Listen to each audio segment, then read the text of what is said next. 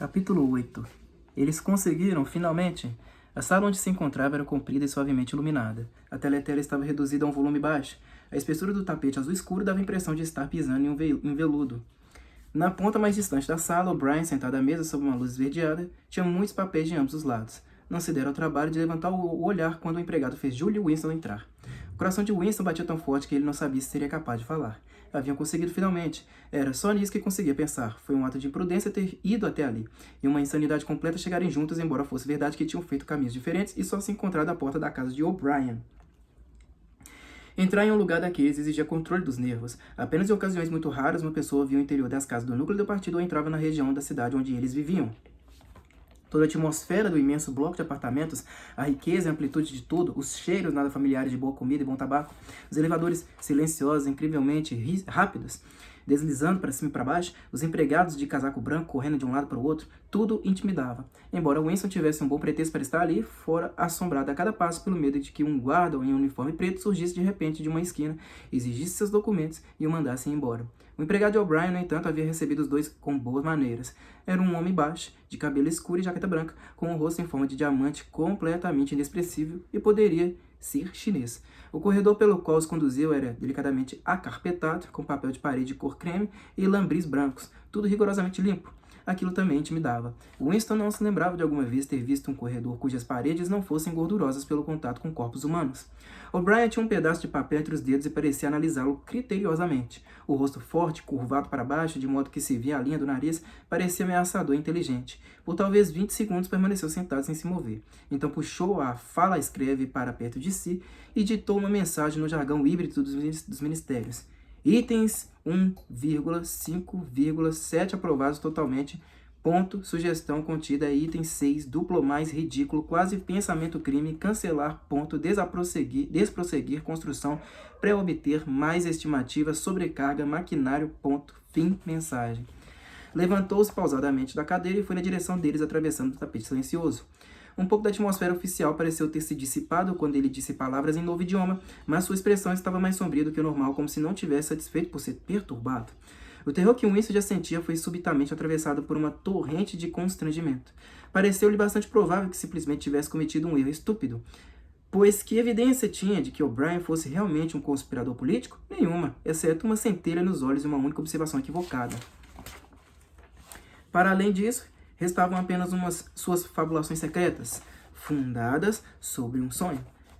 Ele nem poderia usar o pretexto de que tinha ido pegar emprestado o dicionário, porque nesse caso seria impossível explicar a presença de Julia.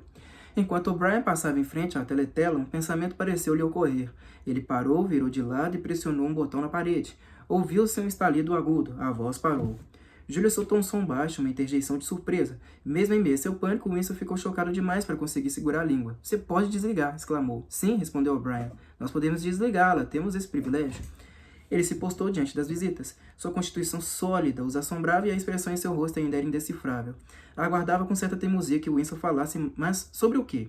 Era bastante provável que ele fosse apenas um homem ocupado questionando, irritado, por que fora interrompido. Ninguém falou. Depois que a teletela foi desligada, um silêncio mortal invadiu a sala. Os segundos passavam lentamente. Com dificuldade, Winston continuou a manter os olhos fixos nos de O'Brien. Depois, de repente, o rosto sombrio se desfez no que poderia ter sido o começo de um sorriso. Com um gesto característico, O'Brien ajeitou os óculos no nariz. "Devo eu dizer ou você dirá?" "Eu direi", respondeu Winston prontamente.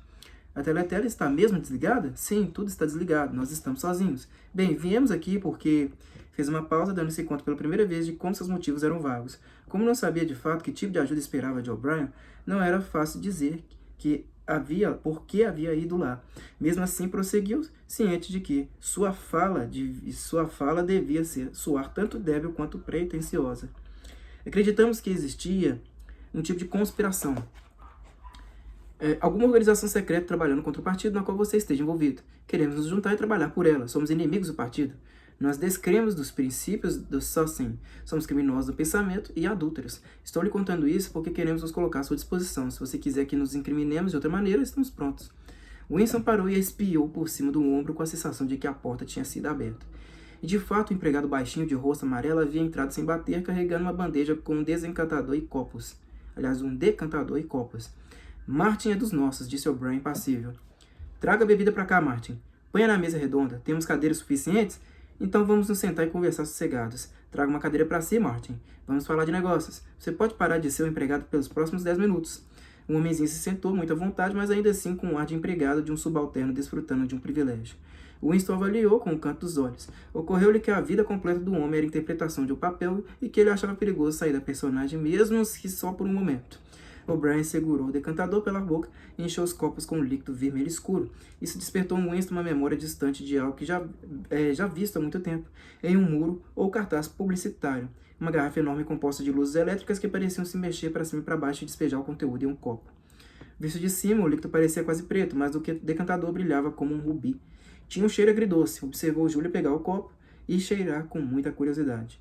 Chama-se vinho, disse O'Brien com um sorriso pálido. Você leu a respeito em livros, sem dúvida. Temo que ele quase não chegue às margens do partido. O rosto ficou solene de novo e ele levantou o copo. Acho que é melhor começar fazendo um brinde. A saúde do nosso líder, a Emmanuel Goldstein. Winston apanhou o copo com certa ansiedade. Vinho era algo sobre o que já lera e com o que havia sonhado.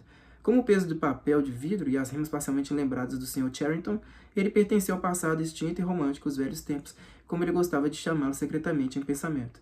Por algum motivo, sempre pensara que vinho tinha um gosto doce intenso, como o de geleia de amora e um efeito que intoxicava imediatamente. Na realidade, quando engoliu, achou a coisa francamente decepcionante. A verdade era que depois de anos bebendo gin, ele mal conseguia sentir o gosto de outra coisa. Pousou o copo vazio. Então existe uma pessoa como Goldstein? Perguntou. Sim, existe. Ele está vivo. Onde? Eu não sei. E a conspiração, a organização, é real? Não é só uma invenção da polícia do pensamento? Não, é real. Nós a chamamos de Irmandade. Você nunca saberá muito mais sobre ela, além de sua existência e de que você pertence a ela. Voltarei a isso daqui a pouco, consultou o relógio. Não é inteligente, mesmo para membros do núcleo do partido, desligar a teletela por mais do que meia hora. Vocês não deveriam ter vindo juntos e terão de ir embora separadamente. Você, camarada, inclinou a cabeça para Júlia. Partirá primeiro. Temos cerca de 20 minutos à nossa disposição. Vocês vão de compreender que preciso começar fazendo certas perguntas. Em termos gerais, o que estão preparados para fazer? Qualquer coisa de que sejamos capazes, disse Winston. O'Brien havia se virado um pouco na cadeira e o encarava. Quase ignorou Júlia, parecendo presumir que Winston falava por ela. Por um momento, suas pálpebras baixaram. Ele começou a fazer as perguntas em voz baixa e entediante, como se fossem rotina, uma espécie de catecismo, cujas respostas, em sua maioria, já lhe eram conhecidas.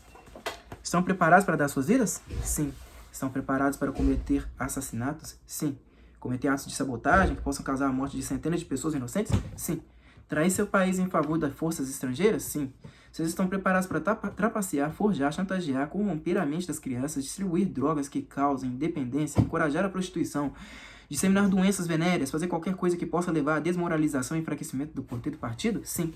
Se, por exemplo, servisse aos nossos interesses jogar ácido sulfúrico no rosto de uma criança, vocês estão preparados para fazer isso? Sim. Vocês estão preparados para perder sua identidade e viver o resto da vida como garçons ou trabalhadores das docas? Sim. Vocês estão preparados para cometer suicídio se e quando nós assim ordenarmos? Sim. Vocês estão preparados os dois para se separar e nunca mais se verem de novo? Não, interveio Júlia. Pareceu a Winston que um longo tempo se passou antes que ele respondesse. Por um momento sentiu que era mudo. Sua língua se agitava em silêncio, formando as primeiras sílabas de uma palavra depois de outra, de novo e de novo. Até pronunciá-la, não sabia qual palavra iria dizer. Não, falou afinal. Vocês fizeram bem em me contar, disse O'Brien. É necessário que nós saibamos tudo. Virou-se na direção de Júlia e acrescentou com uma voz ligeiramente mais expressiva. Você compreende que mesmo que ele sobreviva poderá ser como uma pessoa diferente? Nós talvez sejamos obrigados a dar-lhe uma nova identidade. O rosto, os movimentos, o formato das mãos, a cor do cabelo, até a voz, tudo nele seria diferente. E você mesmo talvez também precise se tornar uma pessoa diferente. Nós cirurgiões podemos alterar uma pessoa para além de todo o reconhecimento. Às vezes é necessário. Às vezes nós até amputamos um membro. Winston não pôde evitar outro olhar de soslaio para o rosto mongol de Martin. Não viu cicatrizes. Julia empalideceu um tom, de modo que as sardas estavam realçadas, mas encarou O'Brien corajosamente. Murmurou alguma coisa que parecia uma concordância. Bom, então está combinado. Havia uma caixa de prata com cigarros em cima da mesa. Com um ar um tanto distraído, O'Brien a empurrou na direção dos outros, pegou um para si, levantou-se e começou a andar lentamente a esmo, como se raciocinasse melhor estando de pé.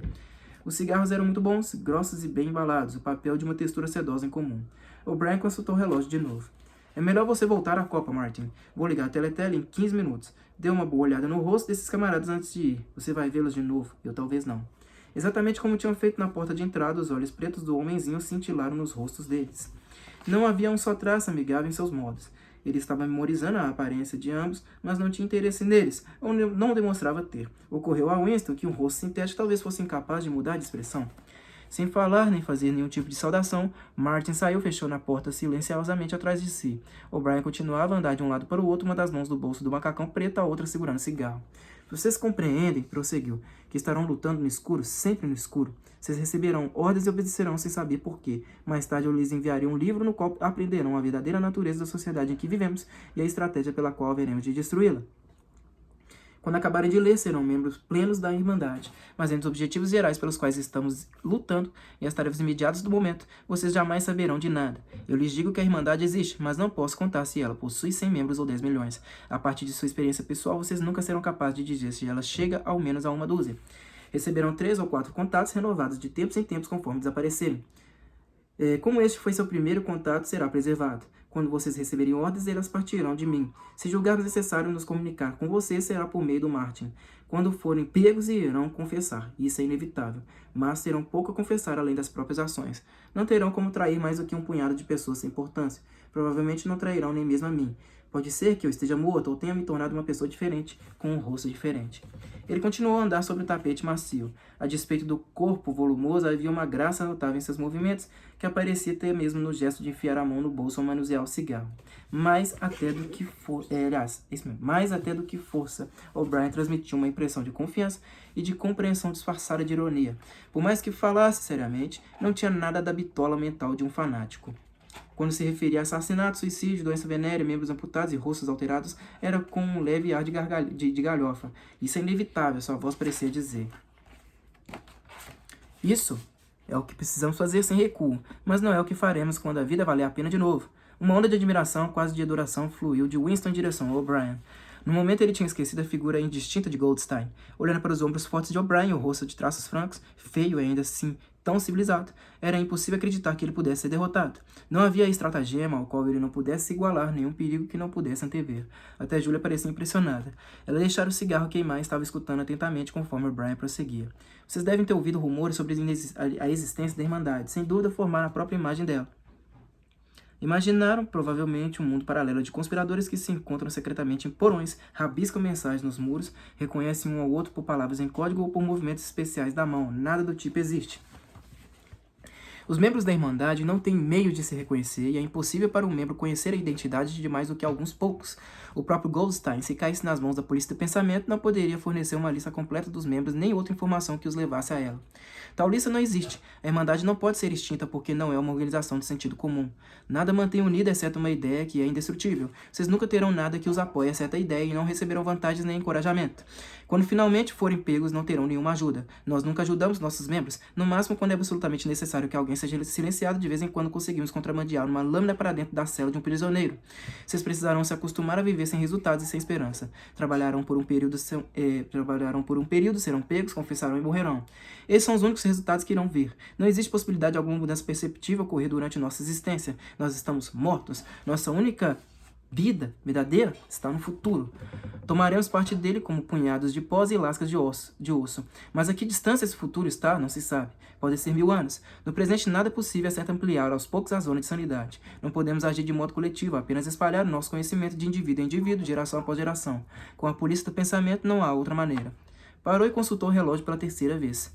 Está quase na hora de você partir, camarada, disse para Julia. Espere, aquele decantador ainda está cheio até a metade. Encheu os copos e ergueu o dele pela haste.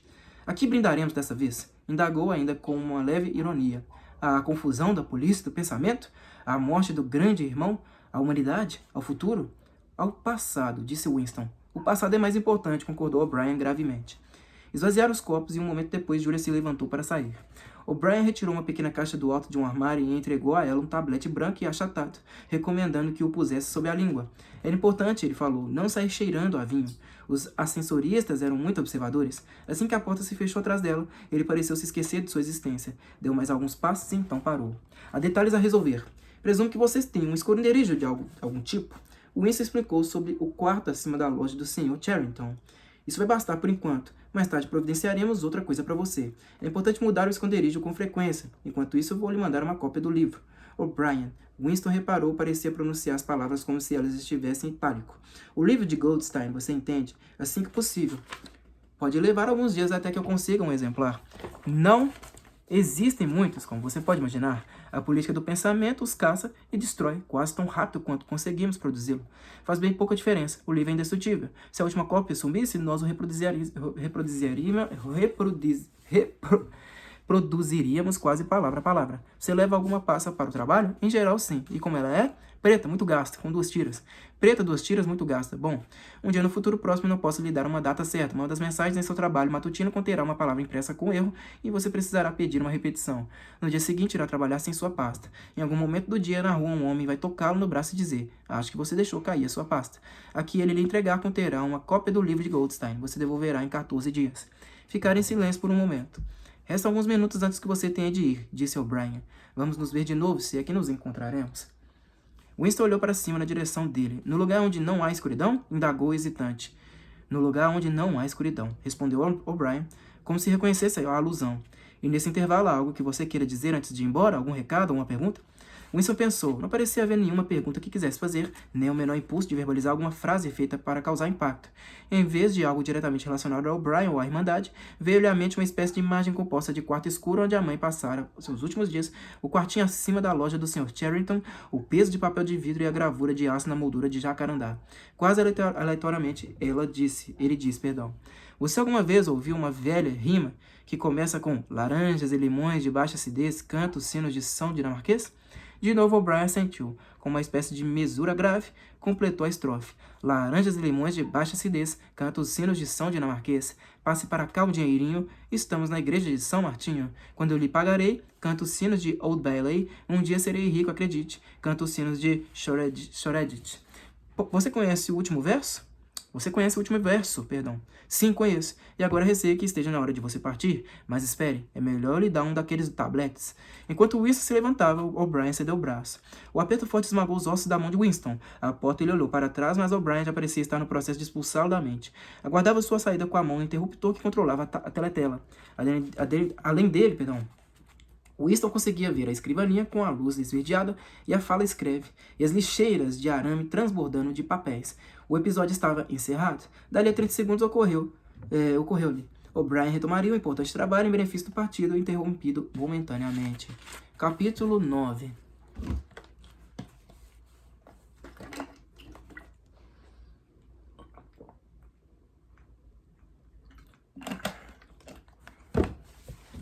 Winston estava mole de cansaço. Mole era a palavra certa.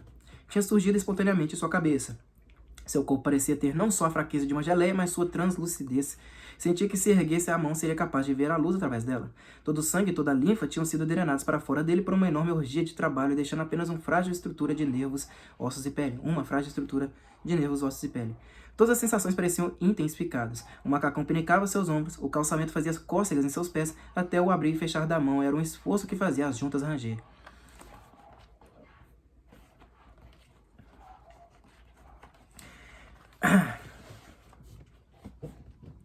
Trabalhara mais de 90 horas em 5 dias, assim como todo mundo no ministério.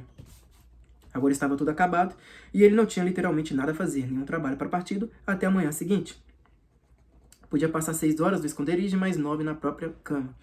Lentamente, ao sol brando da tarde, subiu uma rua imunda em direção à loja do Sr. Charrington, de olhos atentos às patrulhas, mas irracionalmente convencido de que naquela tarde não havia perigo de alguém o perturbar. A passa pesada que levava batia contra seus joelhos a cada passo, disparando uma sensação de formigamento na perna. Dentro dela repousava o livro que estava com ele fazia 6 dias e que ele ainda não tinha aberto nem olhado. No 6º dia da Semana do Ódio, depois das procissões, dos discursos, dos gritos, da cantoria, das bandeiras, dos cartazes, dos filmes, dos trabalhos em cera, do bater de tambores e guinchar das trombetas, dos passos pesados dos pés em marcha, do triturar das esteiras rolantes dos tanques, do rugir dos aviões em grupo, dos disparar de armas. Depois de 6 dias disso, quando o grande orgasmo vibrava pela proximidade do clímax e o ódio generalizado contra a Eurásia tinha fervido até a ebulição, em tamanho delírio que, se a multidão pudesse pôr as mãos nos 2.000 criminosos de guerra eurasianos que seriam enforcados em público no último dia dos eventos, teria com certeza feito em pedacinhos cada um deles. Bem nesse momento, foi anunciado que a Oceania não estava em guerra com a Eurásia. A Oceania estava em guerra com a Lestásia. A Eurásia era aliada. Claro que ninguém admitiu ter feito alguma mudança. Apenas veio a público de repente em todos os lugares ao mesmo tempo que a Lestásia era o inimigo e não a Eurásia. Winston participava de uma manifestação em uma das praças centrais de Londres quando isso aconteceu. Era à noite e os rostos brancos e as bandeiras escarlates estavam furiosamente iluminados.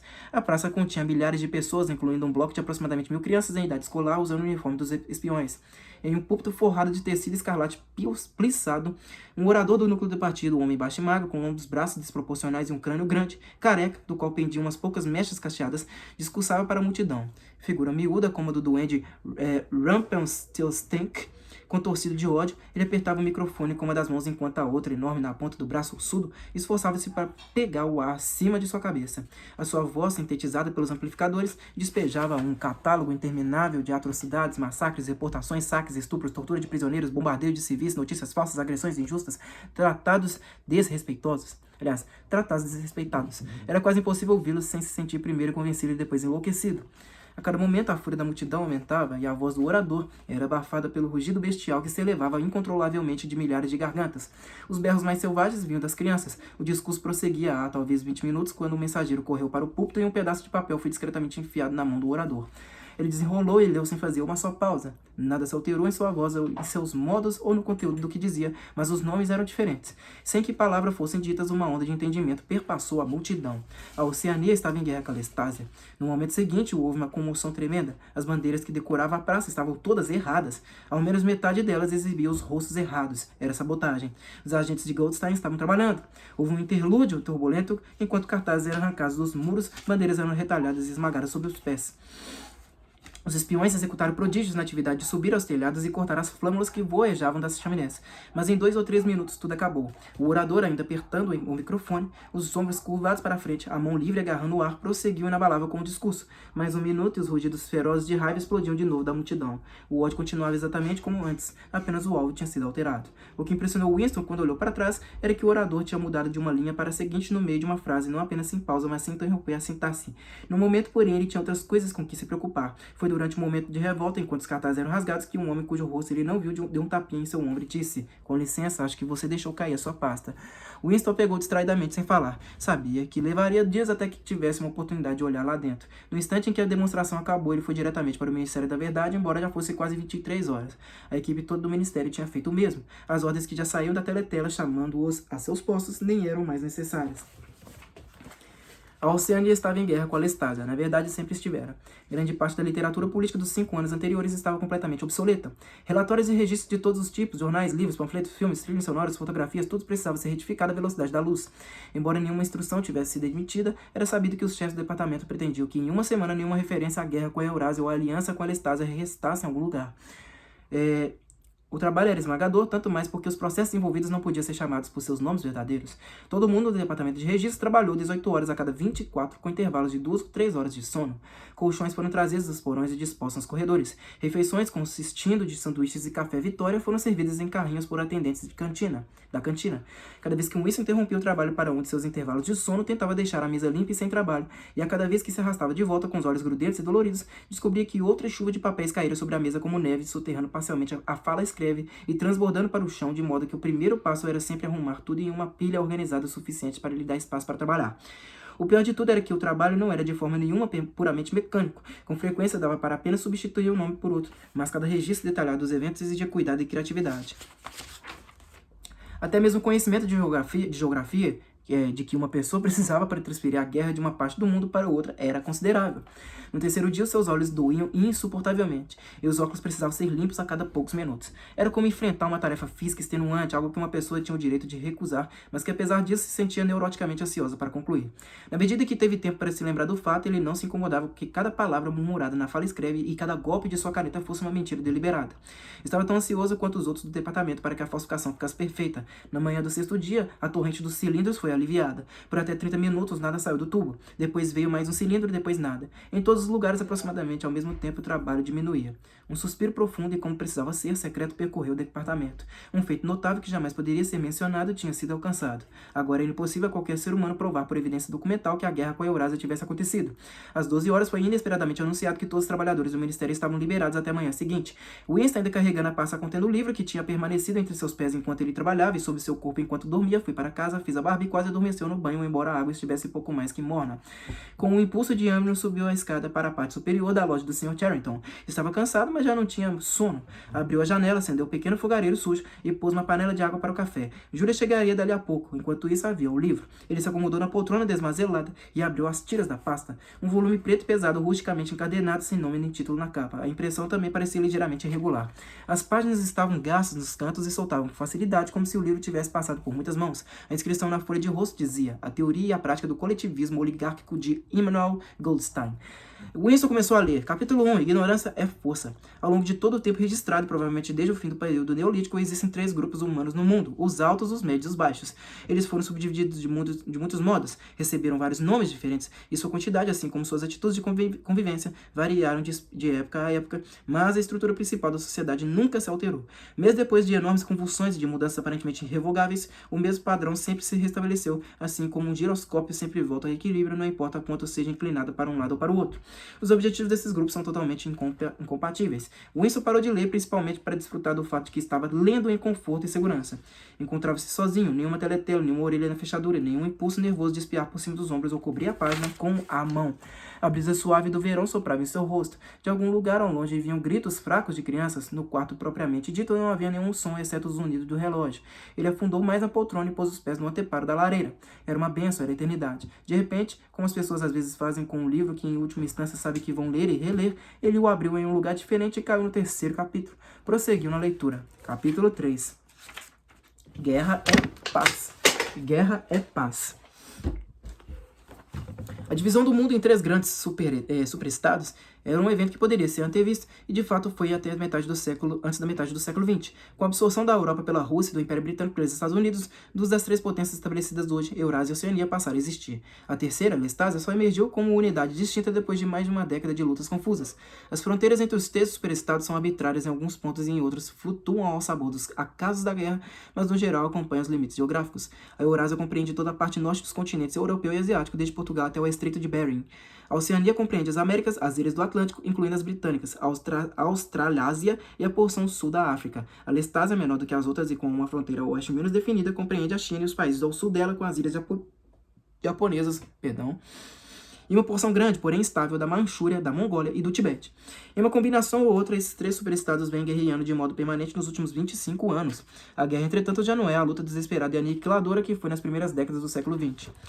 É um confronto de objetivos ilimitados entre combatentes incapazes de se destruir mutuamente. Não tem uma causa material pela qual lutar e não se divide por nenhuma diferença ideológica genuína. Isso não é dizer que a condução da guerra ou a atitude predominante em relação a ela tenha se tornado menos sanguinária ou mais diplomática. Ao contrário, a histeria é contínua e universal em todos os países, assim como estupro, saques, massacres de crianças, redução de populações inteiras à condição de escravos e represálias contra prisioneiros, que chegam ao ponto de carbonizá-los e enterrá-los vivos. Essas são atitudes vistas como normais e, quando cometidas pelo nosso lado e não pelo inimigo, meritórias. Mas no aspecto físico, a guerra envolve um contingente muito pequeno, com a maioria sendo especialistas altamente treinados, e provoca relativamente poucas baixas. Os combates, quando ocorrem, são em fronteiras remotas cuja localização o homem médio mal adivinha, ou ao redor da fortaleza flutuante que vigia pontos estratégicos em trechos marinhos. Nos centros urbanos, a guerra não acarreta mais do que uma carência contínua de bens de consumo e a queda ocasional de uma bomba, que pode causar umas poucas mortes. Na verdade, o caráter da guerra mudou. Mais exatamente, as razões pelas quais a guerra é empreendida mudaram em ordem de importância. Motivos que, em alguma pequena medida, já estavam presentes nas grandes guerras do início do século XX, agora se tornaram dominantes, são reconhecidos conscientemente e a eles se reage de acordo. Para entender a natureza da guerra atual, pois, a despeito dos reagrupamentos que ocorrem a cada poucos anos, trata-se sempre da mesma guerra. Deve-se compreender, em primeiro lugar, que é impossível torná-la decisiva. Nenhum dos 3 superestados poderia ser conquistado em definitivo, nem mesmo se os outros 2 se unissem. Os 3 são muito equivalentes, e as suas defesas naturais igualmente temíveis. A Eurásia é protegida pelo território vasto, a Oceania pela largura do Atlântico e do Pacífico, a Lestásia pela fecundidade e pela diligência de seus habitantes. Em segundo lugar, no aspecto material já não existe pelo que lutar. Com o estabelecimento de economias autônomas, nas quais a produção e o consumo são direcionados um ao outro, a disputa por mercados, que era uma causa importante das guerras anteriores, chegou ao fim, ao passo que a competição por matérias-primas não é mais uma questão de vida ou morte. De todo modo, cada um dos 3 superestados é tão vasto que pode obter dentro das próprias fronteiras quase todos os materiais de que precisa. Na medida que a guerra tem um propósito econômico direto, trata-se de uma guerra por força de trabalho. Entre as fronteiras dos superestados, e sem pertencer definitivamente a nenhum deles, existe um quase quadrilátero cujos cantos ficam em Tanger, Brazzaville, Darwin e Hong Kong, e que contém cerca de 1/5 da população da Terra. É pela posse dessas regiões densamente povoadas e pela calota de gelo do norte que as 3 potências estão constantemente lutando. Na prática, nenhuma delas sozinha jamais controlaria a totalidade da área em disputa. Partes dela estão sempre em transição de governo, e é a oportunidade de dominar este ou aquele pedaço por meio de um ataque súbito ou de uma traição que determina as infidáveis mudanças de alinhamento. Todos os territórios disputados contêm minerais valiosos e alguns deles produzem insumos vegetais importantes, tais como a borracha, que em climas mais frios precisa ser sintetizada por meios relativamente caros. Acima de tudo, no entanto, eles possuem reservas sem fim de mão de obra barata. Qualquer potência que controle a África Equatorial, ou os países do Oriente Médio, ou o sul da Índia, ou o arquipélago indonésio, vai também dispor dos corpos de centenas de milhões de operários mal remunerados e muito trabalhadores. Os habitantes dessas áreas, reduzidos praticamente à condição de escravos, passam continuamente de conquistador a conquistador e são gastos tanto quanto carvão ou petróleo na corrida para fabricar mais armamentos, para dominar mais territórios, para controlar mais força de trabalho, para fabricar mais armamentos, para dominar mais territórios, assim sucessivamente. Deve-se observar que os conflitos nunca avançam de fato para além das bordas das áreas disputadas. As fronteiras da Eurásia oscilam entre a bacia do rio Congo e a costa norte do Mediterrâneo. As ilhas do Oceano Índico e do Pacífico estão constantemente dominadas e empossadas pela Oceania ou pela Lestásia. Na Mongólia, a linha que divide a Eurásia e a Lestásia nunca é estável. Ao redor do polo, todas as 3 potências alegam possuir territórios enormes que, de fato, são amplamente inabitados e não explorados, mas o equilíbrio de forças permanece relativamente equiparado e o território que constitui o núcleo rígido de cada superestado continua sempre blindado. Além disso, o trabalho dos povos explorados ao redor do Equador não é realmente necessário à economia mundial. Nada acrescentam à riqueza do mundo, uma vez que tudo o que produzem é usado para propósitos de guerra. E o objetivo de empreender uma guerra é sempre estar em uma posição melhor para empreender outra. Por meio de seu trabalho, as populações escravizadas permitem que a velocidade dos conflitos aumente. É o quê? Tá vendo esse negócio ali atrás na internet? Se deve ser. Ah.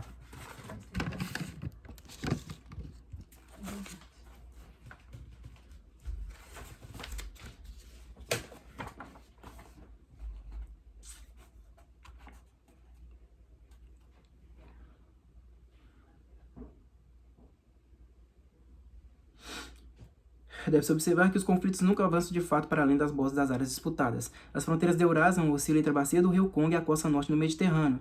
As ilhas do Oceano Índico e do Pacífico estão constantemente dominadas e empossadas pela Oceania ou pela Lestásia na Mongólia. A linha que divide a Eurásia e a Lestásia nunca é estável. Ao redor do polo, todas as 3 potências alegam possuir territórios enormes que de fato são amplamente inabitados e não explorados, mas o equilíbrio de forças permanece relativamente parado e o território que constitui o núcleo rígido de cada superestado continua sempre blindado. Além disso, o trabalho dos povos explorados ao redor do Equador não é realmente necessário à economia mundial. Nada acrescenta à riqueza do mundo, uma vez que tudo o que produzem é usado para propósitos de guerra, e o objetivo de empreender uma guerra é sempre estar em uma posição melhor para empreender outra. Por meio de seu trabalho, as populações escravizadas permitem que a velocidade dos conflitos aumente. Porém, se esses povos não existissem, a estrutura da sociedade mundial e o processo pelo qual ela se mantém, não seria tão diferente. O objetivo primordial da guerra moderna, de acordo com os princípios do duplo pensar, esse objetivo é simultaneamente reconhecido e não reconhecido pelos cérebros dirigentes do núcleo do partido. É consumir a produção da máquina sem com isso elevar o padrão geral de vida. Desde o fim do século XIX, o problema do que fazer com o excesso dos bens de consumo é latente na sociedade industrial. No momento, quando poucos seres humanos têm o suficiente para comer, esse problema não é urgente e talvez nunca tivesse tornado mesmo que nenhum processo artificial de destruição tivesse sido posto em prática. O mundo de hoje é um lugar saqueado, seco e arruinado na comparação com o mundo que existia antes de 1914, e mais ainda se comparado ao futuro imaginário pelo qual as pessoas daquele período ansiavam. No início do século XX, a visão de uma sociedade futura incrivelmente rica, desocupada, ordeira e eficiente, um mundo antisséptico reluzente de vidro, aço e concreto branco como a neve, era parte da consciência de praticamente toda pessoa letrada. A ciência e a tecnologia estavam se desenvolvendo a uma velocidade incrível e parecia natural supor que continuaria assim. Isso não ocorreu em parte em razão do empobrecimento causado por uma longa série de guerras e revoluções, e em parte porque o progresso científico e tecnológico dependia do hábito do pensamento empírico, o qual não poderia sobreviver em uma sociedade estritamente ordenada. Como um todo, o mundo é mais primitivo hoje do que era há 50 anos. Certas áreas remotas astronautas avançaram e diversos dispositivos, sempre de algum modo relacionados à guerra e à espionagem policial, foram desenvolvidos, mas o experimento e a invenção foram em larga medida interrompidos e a devastação da guerra atômica dos anos 1950 nunca foi totalmente compensada. Ainda assim, os riscos inerentes à máquina persistem. Desde o momento em que a máquina fez sua primeira aparição, ficou claro para todas as pessoas pensantes que a necessidade da labuta humana e, portanto, em grande medida, a necessidade de desigualdade humana tinha desaparecido. Se a máquina fosse usada deliberadamente para esse fim, a fome, o excesso de trabalho, a sujeira, o analfabetismo e a doença poderiam ser eliminados no intervalo de algumas gerações.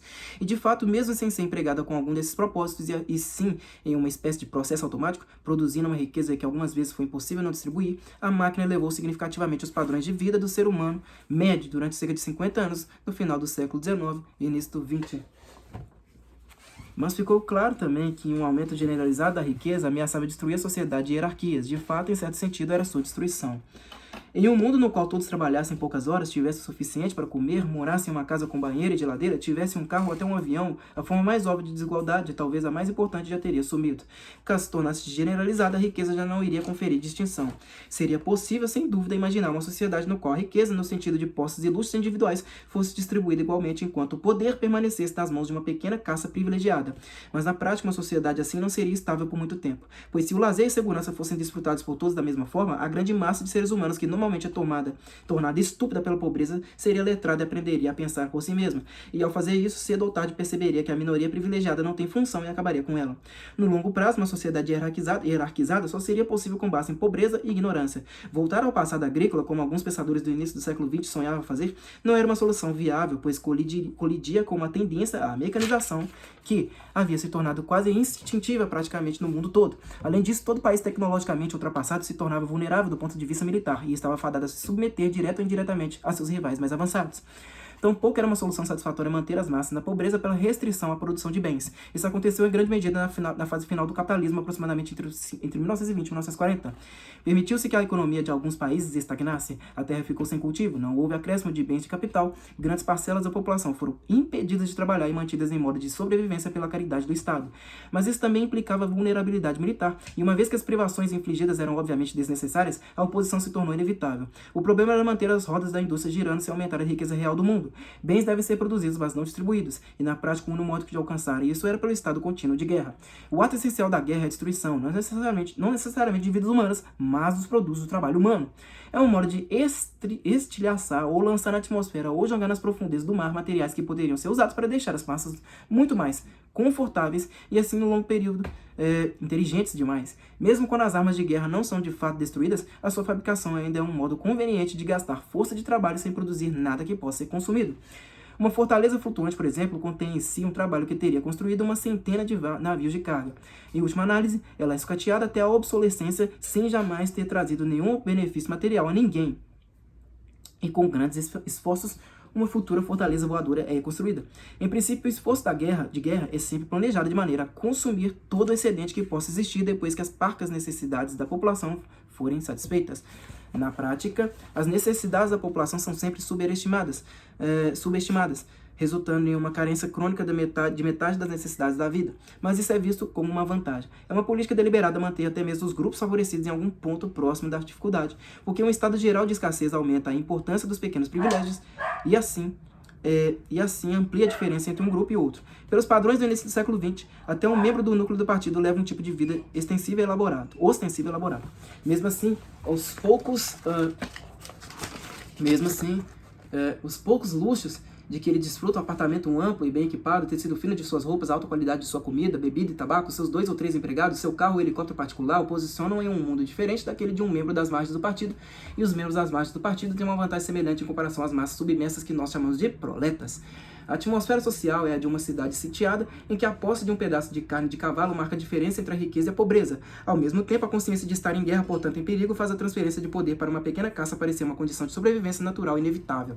A guerra, conforme será mostrado, não apenas executa a destruição necessária, mas o faz de um modo psicologicamente aceitável. Em princípio, seria bastante simples desperdiçar o trabalho excedente do mundo na construção de templos e pirâmides, cavando buracos e depois os preenchendo de novo, ou mesmo produzindo vastas quantidades de bens e depois os incinerando. Mas isso apenas forneceria a base econômica e não a emocional para uma sociedade hierarquizada. O que está em questão não Não é a moral das massas, cuja atitude é sem importância desde que continuem firmes no trabalho, mas a moral do próprio partido. Mesmo o mais humilde membro do partido espera-se que seja competente, trabalhador e até inteligente, dentro de certos limites estreitos, mas é necessário também que ele seja um fanático, crédulo e ignorante, cujos humores predominantes sejam medo, ódio, bajulação e êxtase, quase de uma orgia. Em outras palavras, é necessário que ele tenha a mentalidade adequada a um estado de guerra. Não importa se a guerra está de fato acontecendo, e uma vez que nenhuma vitória decisiva é possível, não importa se a guerra está indo bem ou mal, basta que exista um estado de guerra. A fragmentação da inteligência que o partido demanda de seus membros e que é mais facilmente atingível em uma atmosfera de guerra é agora quase universal, mas quanto mais alto se sobe no escalão, mais acentuada ela se torna. É precisamente no núcleo do partido que a histeria de guerra e o ódio ao inimigo são mais fortes. Em sua função como administrador, é frequentemente necessário que um membro do núcleo do partido saiba que este ou aquele tópico de noticiário de guerra é inverídico, e ele pode ter ciência de que a guerra toda é espúria, e que ou não está acontecendo, ou está sendo empreendida por propósitos diferentes daqueles que são declarados, mas tal ciência é neutralizada pela técnica do duplo pensar. Enquanto isso, nenhum membro do núcleo do partido hesita nem por um instante em sua crença mística de que a guerra é real e que está fadada a terminar vitoriosamente com a Oceania como soberana absoluta do mundo todo. Todos os membros do núcleo do partido acreditam nessa conquista vindoura com uma fé inabalável.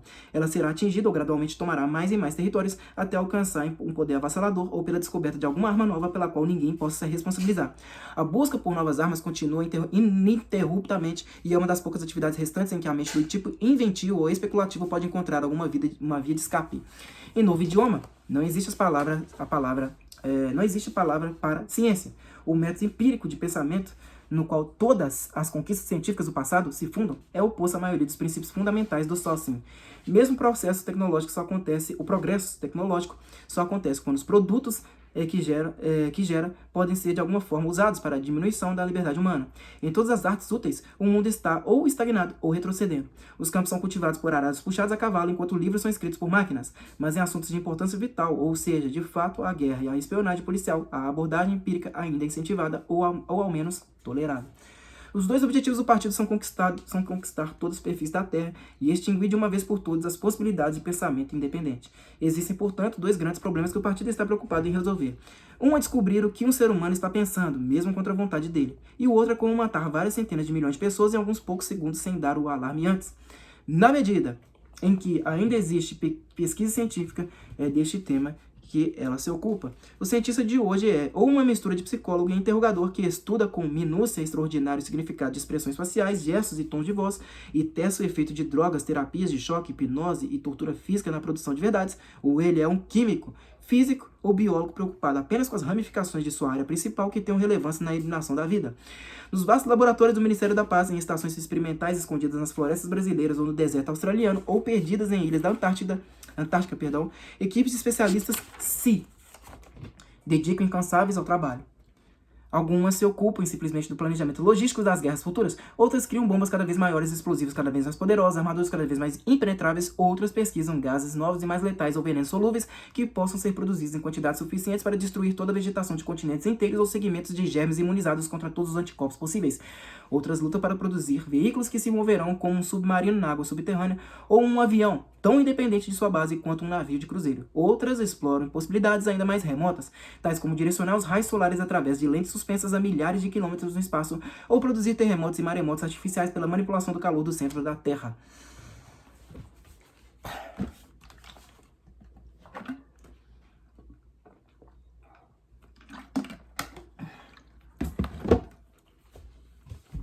Mas nenhum desses projetos jamais chega nem perto da realização e nenhum dos três superestados jamais conquista uma vantagem significativa sobre os outros. O mais notável é que todas as três potências já possuem na bomba atômica uma arma muito mais poderosa do que outras que as atuais provavelmente vão descobrir. Pesquisas. Embora o partido, conforme seu hábito, reivindique a invenção para si, bombas atômicas apareceram bem antes, nos anos 40, e foram usadas pela primeira vez cerca de 10 anos depois. Na época, algumas centenas de bombas foram lançadas em centros industriais, principalmente na Rússia europeia, Europa Ocidental e América do Norte.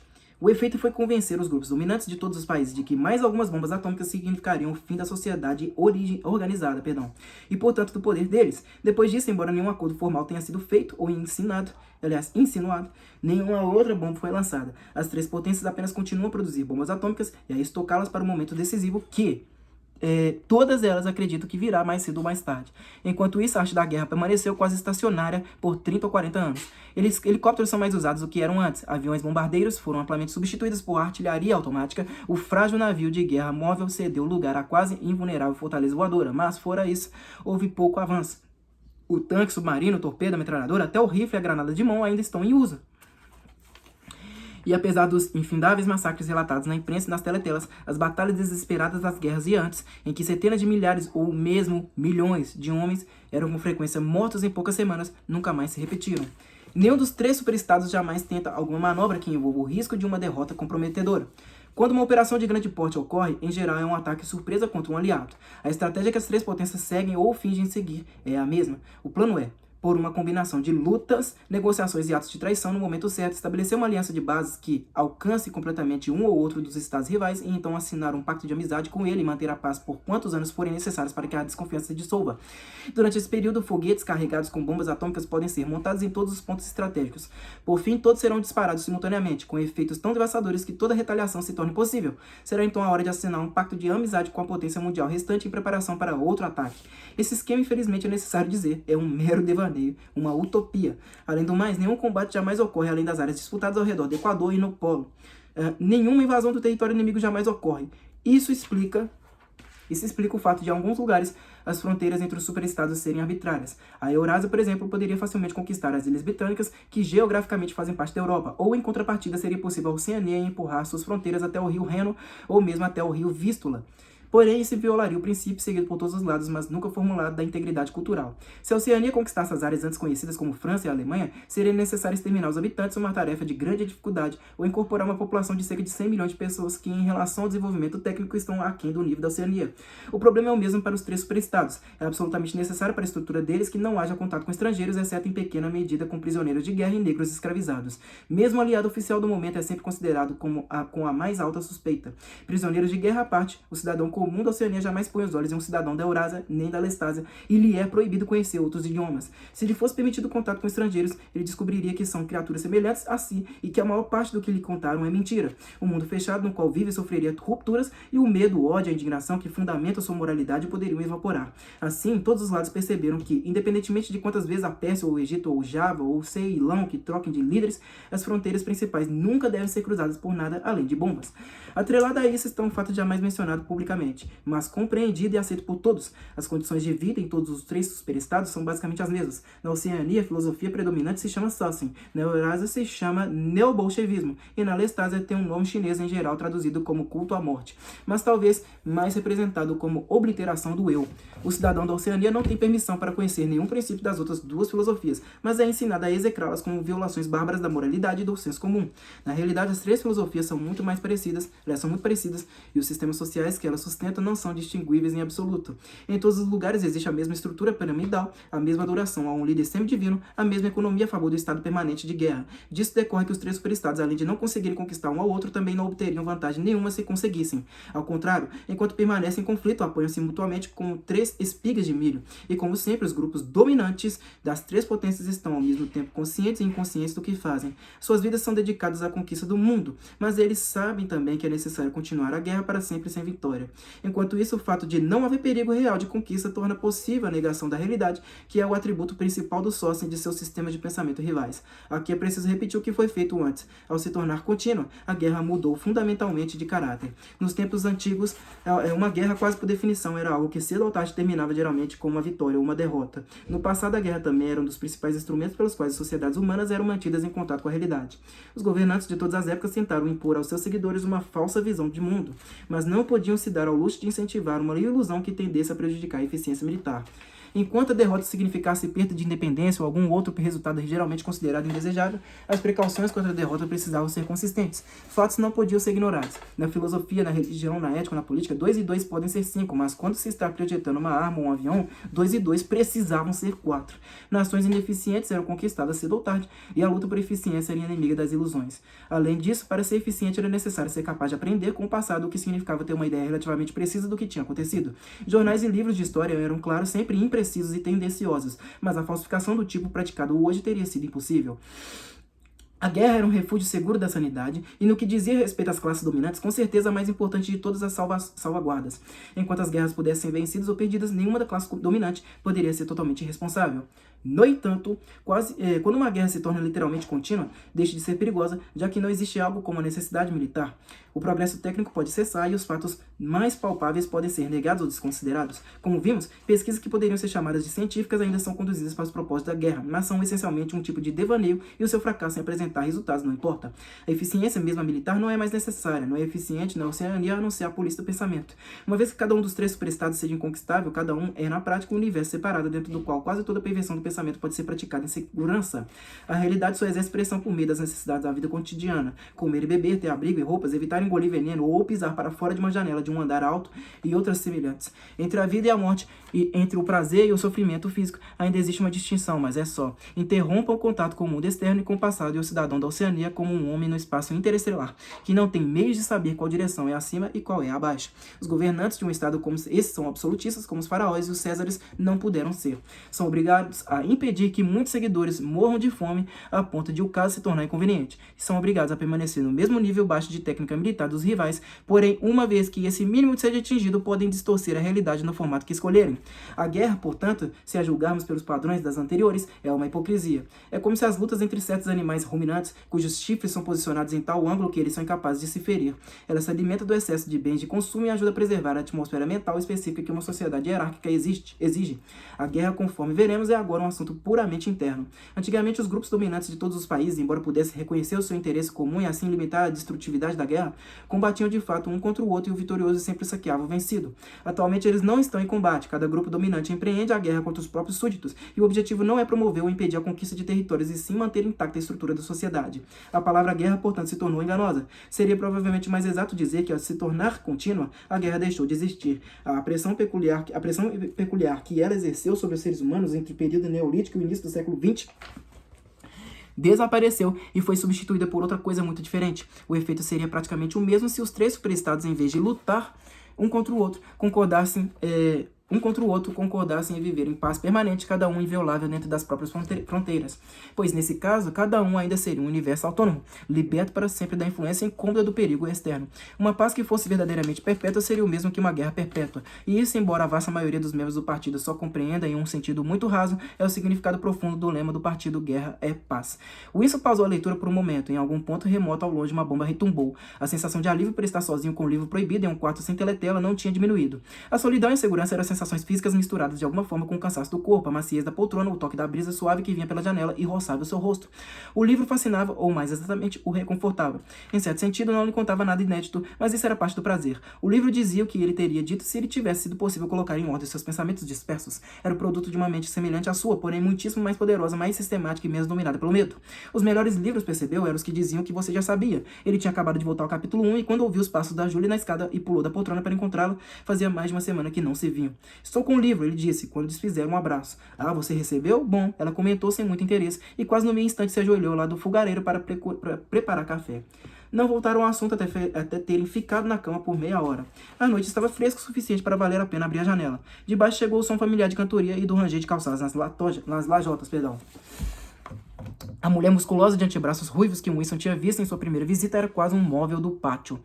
Parecia não haver hora do dia em que ela não marchasse de um lado para o outro entre a tina e o varal, alternadamente amordaçando a si mesma com os pregadores de roupa e irrompendo em uma canção melosa. Júlia ocupara o seu lado e parecia já a ponto de dormir. Ele alcançou o livro que estava no chão e sentou-se apoiado à cabeceira da cama. Você tem que ler. Todos os membros da Irmandade precisam ler. Você lê, ela disse de olhos fechados. Lê em voz alta. É o melhor jeito. Daí você pode ir me explicando enquanto avança. Os ponteiros do relógio indicavam 6, querendo dizer 8.